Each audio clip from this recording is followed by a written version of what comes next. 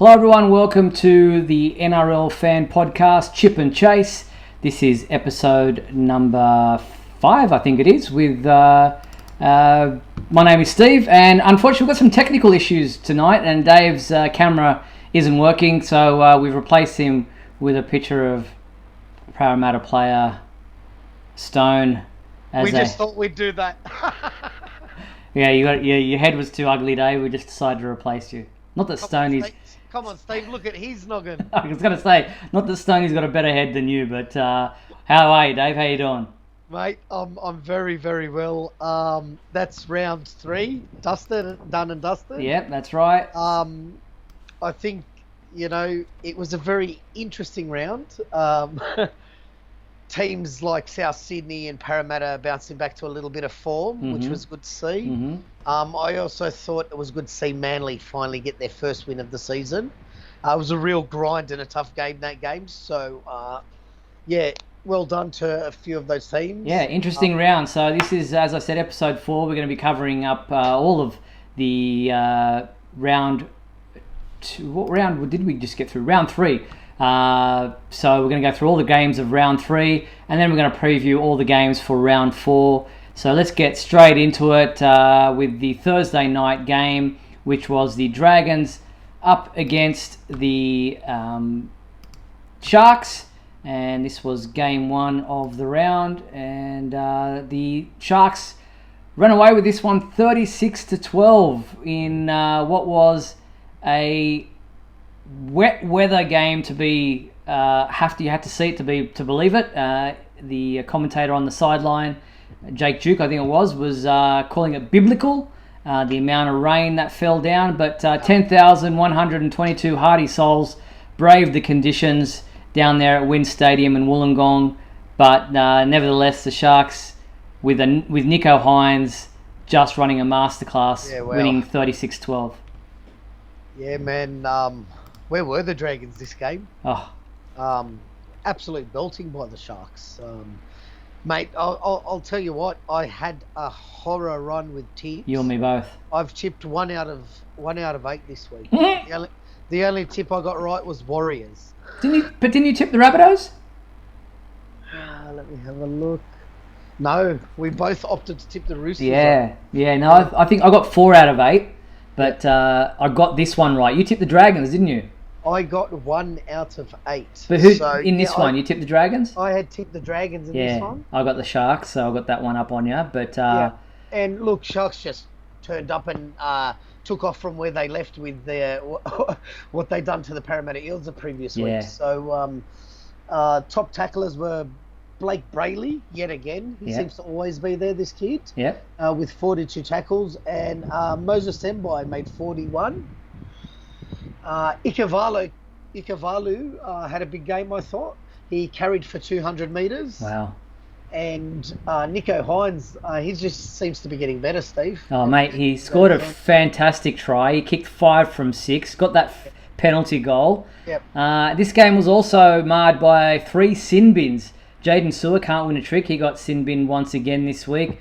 And then late in the game, Jesse Ramian and Andrew Fafita both got sin bin for the Sharks. But nevertheless, leading 18-0 at halftime, the Sharks just went on with it to win 36-12. Yeah, look, I was a bit disappointed with Sewer's sin binning. Yeah, I thought that was a bit soft. Couple of the others were fair enough, but the Sewer one, it was just a really, really good hit in my eyes. There was no intent. It was... You know what it was? It was careless, because you teach kids when they're tackling not to turn your eyes down, and he put his head facing straight down at the grass, and so he couldn't see when the Dragons player dipped himself that he needed to adjust his tackle target. So he could have done better there. If he had better technique, he would have been able to adjust his own tackle target.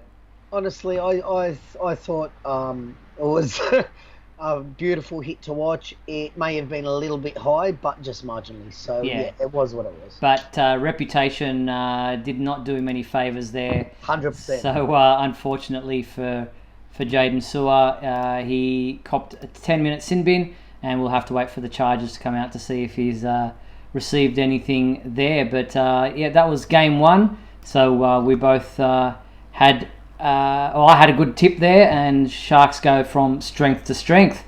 So now we move on to the second game of the round, and that was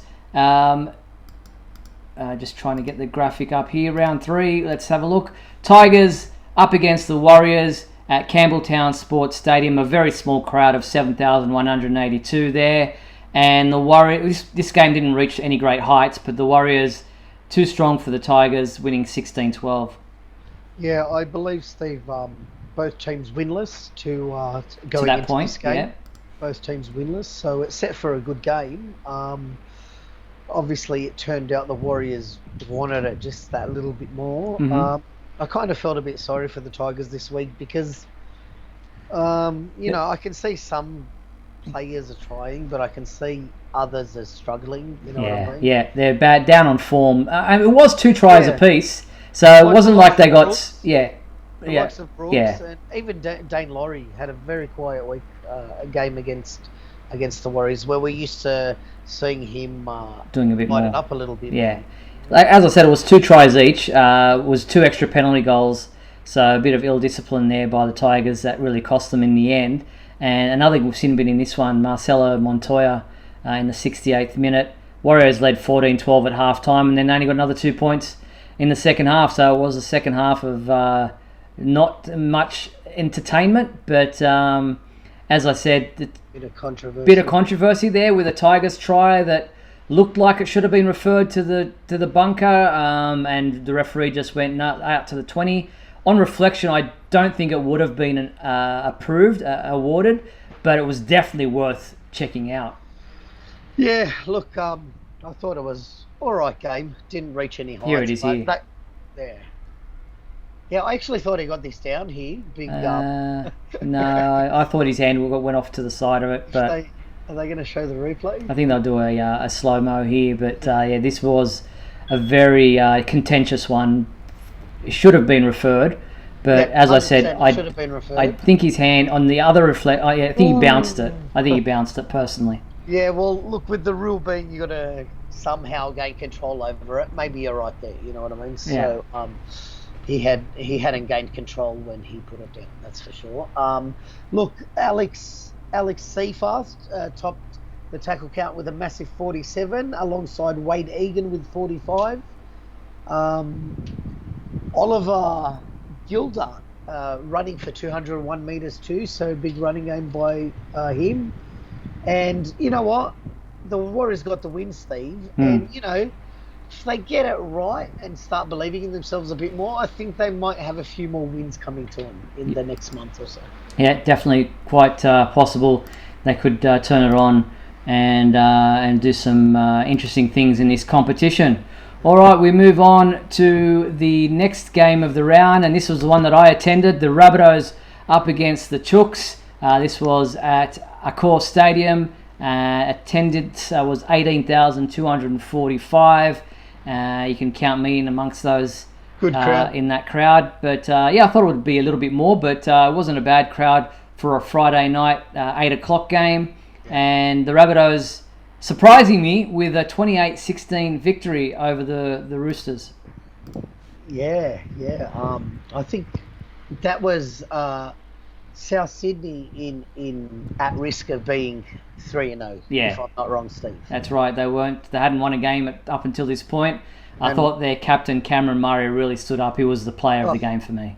Oh well, he always does his job, Cameron Murray. More like above and beyond. He's such a good leader. He's such a good player. He's such a good forward to have on any team. I was really happy to see the Rabbits get their first victory, especially against their arch rivals, the Roosters. So I was expecting some fireworks in this game, but it didn't come to fruition. Obviously, both teams, both coaches, trying to temper the feeling in this game and just get them to play footy. I thought the Roosters were uncharacteristically panicky, especially Tedesco. The amount of drop balls or push passes coming out of yardage, I thought was uncharacteristic by them.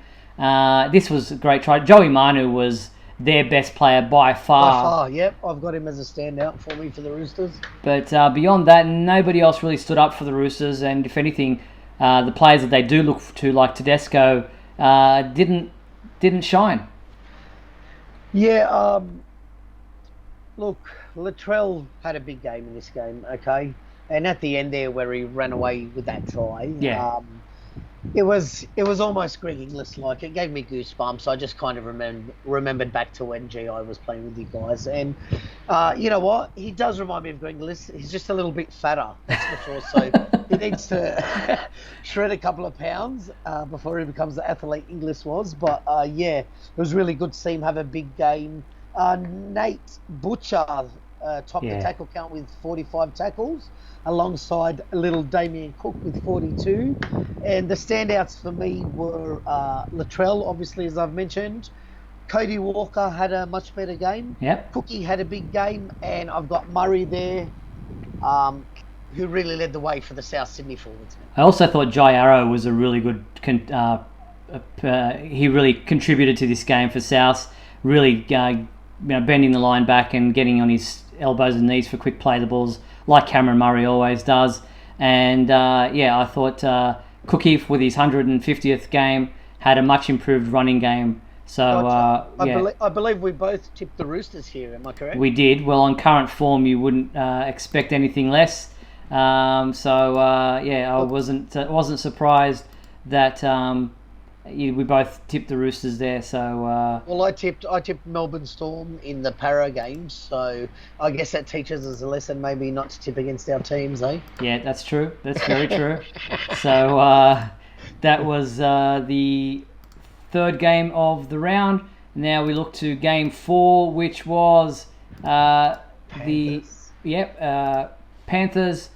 38-20 over the Knights at Carrington Park in Bathurst. 11,253 fans loving the fact that they took a game out there. 7 tries to 4.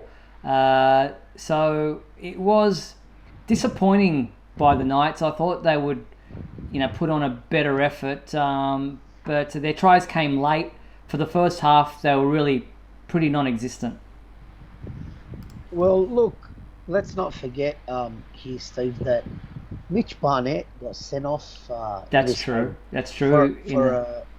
For a late high shot. Sorry, it was an elbow, I believe. That's right. Elbow to the face of a player. So the Knights were playing one man down for the rest of the game. Yeah, so that was in the 32nd minute of the game. So up until that point, exactly, they really hadn't done anything. Actually, they played better without him on the field. Without him, I know. But it does. It takes a lot out of you petrol-wise. You do have to do a lot of defence trying to cover for that extra man. And Penrith can expose any team with 13 players, let alone 12. And 38-20, I thought the Knights done well to hang in there, especially with being one man down. Both teams were travelling quite well coming up to this game. It was the top of the table clash. Yeah. So, Dylan Edwards, he ceases to amaze me. He ran again for 216 metres. Mm-hmm. Taylor May getting a hat-trick. Taylor May getting a hat-trick, young fella. And Isaac Tago also getting a double.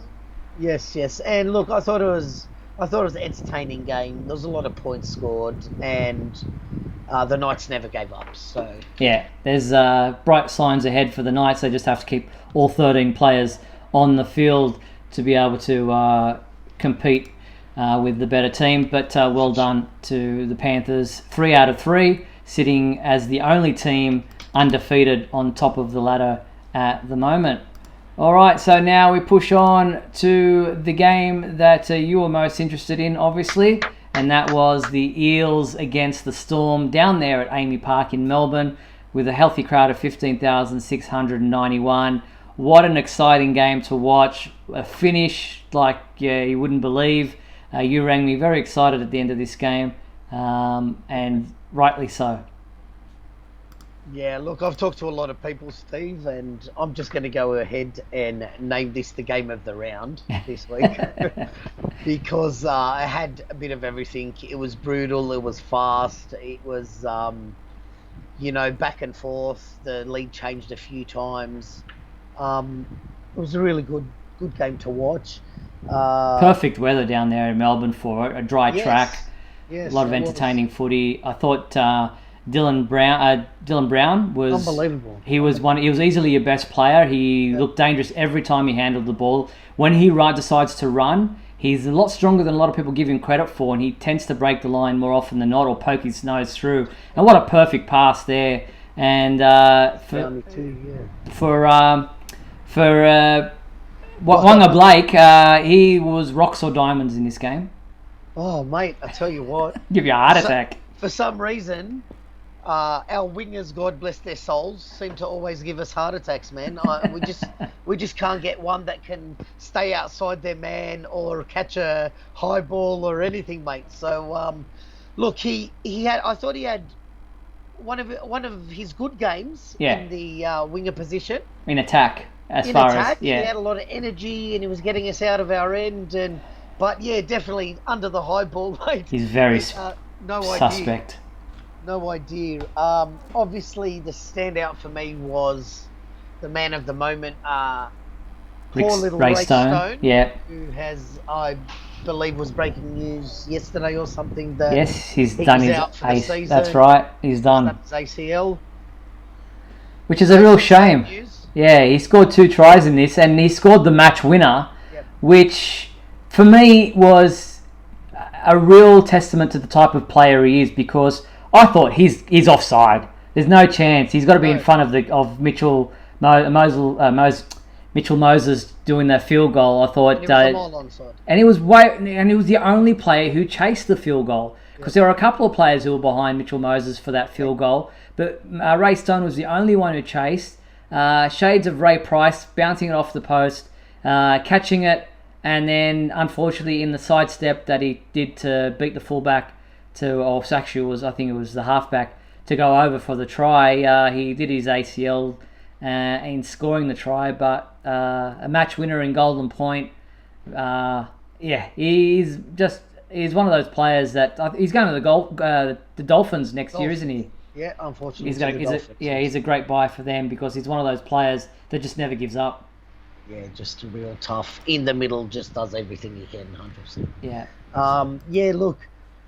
I think the spine for both teams had a really good game. I thought the Cheese and Pups and Munster really done well for their teams. Paps ran for 205 metres, and standouts was obviously Ray Stone, Dylan Brown, best game of the year. Yeah, so far. Mitchell Moses, and look, King Gutherson has a mistake or two in him, but I tell you what, Steve, he's everywhere, and he's trying for 80 minutes. He's supporting everything he can, trying to get to the ball. So, yeah, he was a big standout for me too. Yeah, Paulo also, or Paolo as the commentators decided to start calling him, was also a standout, especially in his second stint. All right, we go now to the Saturday game at GIO Stadium in Canberra. Another close one here. The Raiders just getting up against the Titans 24-22 in a game. You know, they say it's a game of two halves. This was a definition of that, because the Titans were up 22-4 at halftime, with Canberra only just scoring very late in the first half to make it 22-4. But it was 22-0 at one stage. You're right. Yeah, and I'm thinking, wow, the Titans are playing so well. I'm really impressed with their attack. They just have a really crisp backline movement. They're hitting the right man at the right time. But for some reason, it's like they defended their lead in the second half and didn't know how to pull the reins again once Canberra started coming back. And once that momentum shifted towards Canberra, Titans had no answer. Yeah, definitely. Look, this was Ricky Sticky's 200th game for the club. Yeah, 200th win or 200th game? 200th game, yeah. Canberra. And it was at home. Yes, so true. To see the boys come home, it didn't surprise me, because I once the momentum changed, I couldn't see the Titans anymore. They were just struggling. They were defending. They were just in no man's land. 24 unanswered points, Steve. So, yeah, exactly. And I thought that Canberra's energy really lifted. They started, the speed of the game lifted. And as I said, the Titans just couldn't go with them once the momentum shifted, and nothing they were trying worked. Was working anymore. So, a really good try, by Chance Nickel-Clockstead. Yeah. I don't know if you got to see it. Yeah, I did. And they put a little grubber through and he got to it just at the death to score a very important try for the Raiders. Yep. And another bloke that caught my eye again, and I owe him the respect of doing this, so I've worked his name out now. It's Tino Fa'asuamalawi. Fasulia Malawi. Yeah, no, Tino was an awesome. He led, as a captain, he led the way, but nothing was working for him after that. And that's how you pronounce his name, Tino Fa'asuamalawi. Yeah, very good, excellent work. All right, so that was the game. The Titans up against the Raiders, and the Raiders equaling we both tipped the Titans. I thought we had that one for the longest time, but the Raiders equaling their biggest comeback of their club history. So well done. Well done, Raiders. Exactly. All right, so now we move on to the Broncos up against the Cowboys in what I was expecting to be a much closer effort. These local derbies, the Queensland Derby, is usually, for so many years has been decided by golden point or a field goal or extra time or something. But here it was the Cowboys just running away with the game at Suncorp Stadium in front of a great crowd of 37,761, and everything the Cowboys touched turned to gold.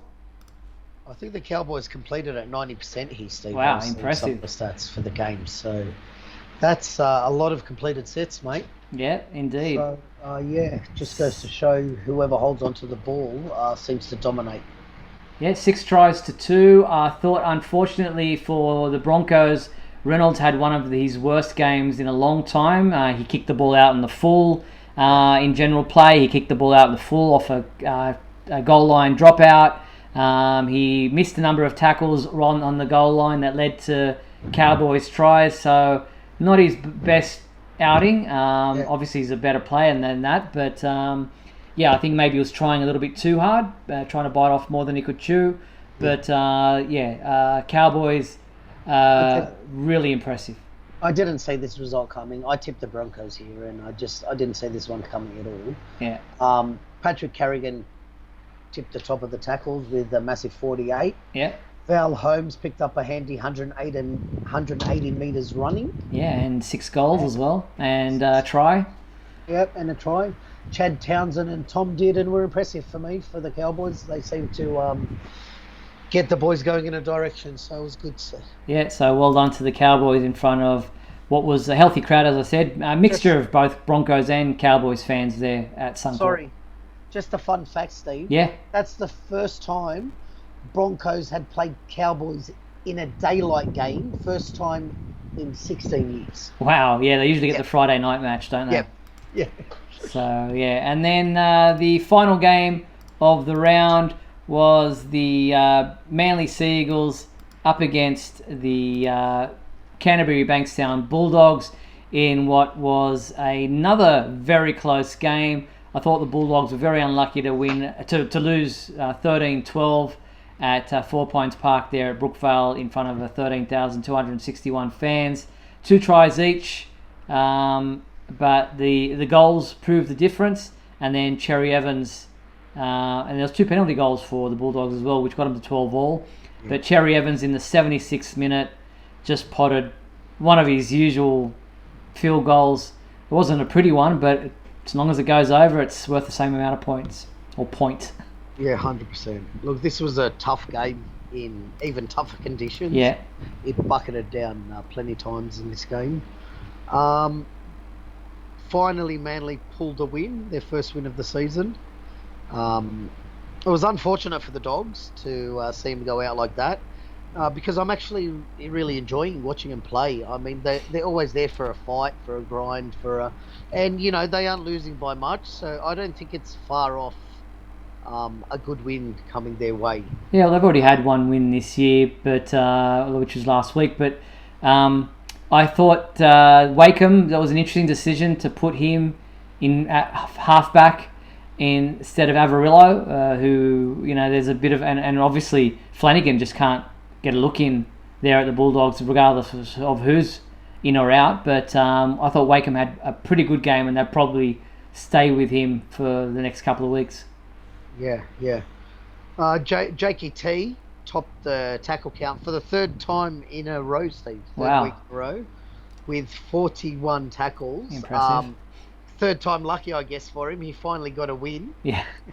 He works his backside off. And his brother, Tom, at the back, geez, he uses his body like a forward. The amount of times, especially on the last tackle, that he will take the hit up so that they can get a quick play the ball. And it was because of him that Cherry Evans was able to kick the field goal at the end there, because Tom just runs it so hard into the line and then gets the quick play the ball that the defence are just not in a position to be able to rush Cherry Evans for the field goal. They were the first time where they got a charge down off the Cherry Evans attempted field goal before that one. But Tom just knows when to pick and choose the time to insert himself into the game. And he had an improved performance, because for the last 2 weeks he'd kind of been found out a little bit with some pressure. Ask me how many metres he ran for. How many metres did he run for, Dave? 250, Steve. Yeah, so that just shows just how much his involvement was. Definitely. Look, stand out DCE with the field goal. Both the Travojevic boys. And I thought Matt Duffy on a losing team had a good game. Yeah, indeed. Dogs tried hard but couldn't finish. So, yeah, congrats to Manly. Yeah, exactly. So that wraps up the round 3 review. And at the end of the round, just going to quickly grab the ladder to see where things are at. You've got the Panthers sitting pretty 3 out of 3 on first place.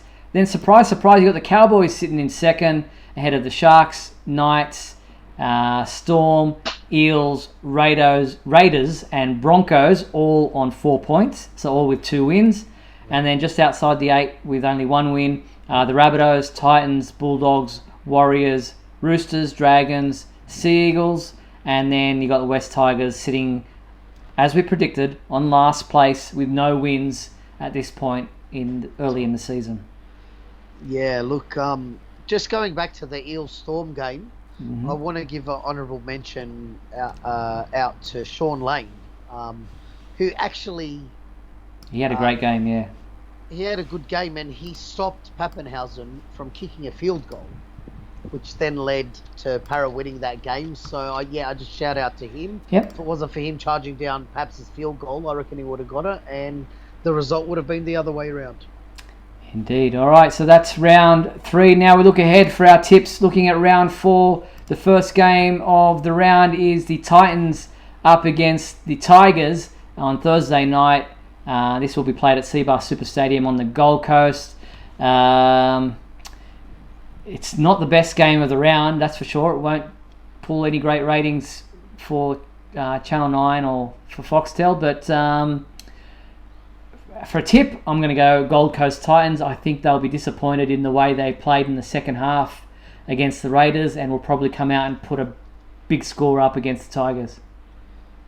Yeah, same. Titans bounce back. Tigers, I'm praying for them, but I just can't see them winning this game. No, I can't see them winning it either. All right, that's the first game. Then next game up, we have the Sharks up against the Knights. This is 3rd versus 4th, played on Friday night, 6 p.m. game at PointsBet Stadium. The Sharks obviously home ground. Good clash. Should be a good clash. I'm expecting a really exciting, entertaining game. Hopefully the weather doesn't play a part in what should be a pretty high-scoring game, depending on the defence. But I imagine there'll be points scored in this one, because both teams play an entertaining brand of footy. Yeah, definitely. I think I tipped Knights against the Panthers, and I don't know what I was thinking. And I just think Sharks are hitting some form, so I'm tipping the Sharkies at home. Yeah, I'm tipping the Sharks for that one as well. All right, then we look ahead to the game I'm hoping to get to, the Panthers up against the Rabbitohs, a grand final rematch. Cleary back for the Panthers, and I think they might also get Fisher Harris back as well. So some great inclusions for them. Look, the Rabbitohs are on the improve, and they'll probably want to get some revenge for the grand final last year. but the Panthers are a class ahead. They're at home. So as much as it hurts me to say it, I'm going to tip the Panthers here. Yeah, I believe Cleary's back for this one too. Yeah, Steve. that's what I just said. Oh, did you? Yes. Thank you. What are you Panthers, tipping? Rabbitohs, grand final replay. Yeah. Well, Yeah. tell you what, lock your doors, turn your phones off, 8 o'clock Friday night. What a game this is going to be, especially after the a good win from the Rabbitohs. Who am I going for here? Look, just the fact that it's at Penrith. Yeah. And Cleary's back in the side. You got to go Panthers. I'm going to go for Panthers. Yeah, don't disagree there. All right, so then we move on to the next game of the round, the Saturday 3 p.m. game played at Moreton Daily Stadium in Redcliffe. The Warriors up against the Broncos, 12th versus 8th. Not that means much, because I think both teams could easily take out this game. Toss the coin. This is a tough one. I've got no idea. It depends on who gets off the bus. I might go Broncos here, only because I don't think Reynolds will play 2 bad games in a row. Yeah, gotcha. Look, I'm actually looking at this one, and I've put a line under both of them and crossed them out 2 times. I was having a bit of trouble picking this one too. I think Broncos need to have a good game, like you said, and Reynolds probably won't have 2 shit games in a row, but just my gut's telling me Warriors are due for a win. Okay. So I'm going with Warriors here. Okay, so we differ on that one. Yeah. All right, next up we have the Sea Eagles up against the Raiders. Again, this is a difficult one to select. Manly coming off their first win of the season. Raiders off a great comeback against the Titans after being down 22-0. Oh, wow. It's at Glen Willow Oval in Mudgee, so you don't really even have a home ground advantage to be able to kind of sway you either way. On the back of their win, I'm going to go Sea Eagles. Yeah, look, just on the bare fact that that Jake Trbojevic was just happy to win. Yeah. That last game, I think they don't want to lose again. Yeah. So I'm going Manly here, Stevie boy. Yeah, that was an interesting interview at the end of that game on the Matty Johns show, where he was just so relieved that they'd won. He didn't care. Like, he was just like, I'm sick of, I'm scared of our coach, Des Hasler's comments. I'm getting cold sores because of the stress of losing. So it was a funny interview. It was a really entertaining interview, but yeah, I think they don't want that feeling to go away, so I'm going to have to go with Manly. Yeah, me too. All right, next up is the Cowboys up against the Roosters. This one at Queensland Country Bank Stadium in Townsville. Saturday, 7:35 p.m. kickoff. Cowboys are coming second. Roosters are coming 13th. But I don't think you can use that as a barometer to pick this game, because the Roosters will be so disappointed with the loss to the Rabbitohs this past week that they'll come out firing. And the Cowboys, while they've been winning, haven't been necessarily world beaters. So I'm going to go Roosters. Okay, mate. Cowboys fluked it, I reckon, against Broncos. I think Roosters are going to come out firing after the Rabbits lost too, and Roosters by a big score. Okay. So we both agree on that one. Then we have the Storm up against the Bulldogs. This is the Sunday 4:05 game. Amy Park in Melbourne. I think this is going to be Melbourne absolutely thumping the Bulldogs. Okay. This one's at Amy, yes? Yes. Amy Park. Okay, look, I'll just keep this one. I don't have much to say about this. I think it's a really good team that's going to want to win, get some a win back this week in Melbourne Storm. But I also think it is a very, very desperate Dogs team that needs a win. So I must be stupid, but I'm tipping Dogs here. Seriously? In Amy Park in Melbourne? Hoping for a Dogs victory. Wow, okay. Okay. I can't see Melbourne losing 2 games in a row, but nevertheless, I don't know if should be hoping for a Dogs victory when I'm tipping, but I just feel like something's got to give there, and they're going to have a big game sooner rather than later. And to be honest with you, I'd like to see Melbourne lose two in a row. Okay, fair enough. Okay, I don't see it happening, but gotcha. All right. That's my tip, Dogs. Okay, then the final game of the round, the game that you'd be interested in, and I'm guessing possibly attending. This is the Eels up against the Dragons. Sunday 6:15 game, Combank Stadium. Eels coming off the victory against Melbourne will be on a high. They will be disappointed to lose Ray Stone. Dragons didn't show much against the Sharks.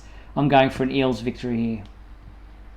Yeah, no, the Dragons started off good the last couple of rounds, but they really surprised me in the game against the Sharkies. So obviously backing my Eels at Combank. Actually, I believe you might be coming to this one too. I might be, yes. See what happens. Awesome. Hopefully we see you there. Tipping Eels at Combank just to win, man. Just to get some confidence and a bit of consistency back and win this. Maybe not by a big score, but I'm tipping 1-12. Okay, there you go. Well, that's our review of round 3 and our preview for round 4 with our tips. I hope you've enjoyed this episode of Chip and Chase, the NRL Fan Podcast. Any final comments before we finish off, Dave? No, just that it was an interesting round and an entertaining round, and I am definitely looking forward for these upcoming games that we just tipped. Thanks again, Steve, for tonight's show, and we'll see you next week. Yeah, hopefully we get the technical issues with David's camera sorted out for next week. But we appreciate everyone listening in, and thank you to the subscribers who have subscribed to our YouTube channel. We appreciate your support. Dave and I will be back next week for another round of NRL review and preview. I'm Steve, that's Dave. Thanks for listening and watching the Chip and Chase NRL Fan Podcast. See you next week. Guys. Bye-bye. Good night.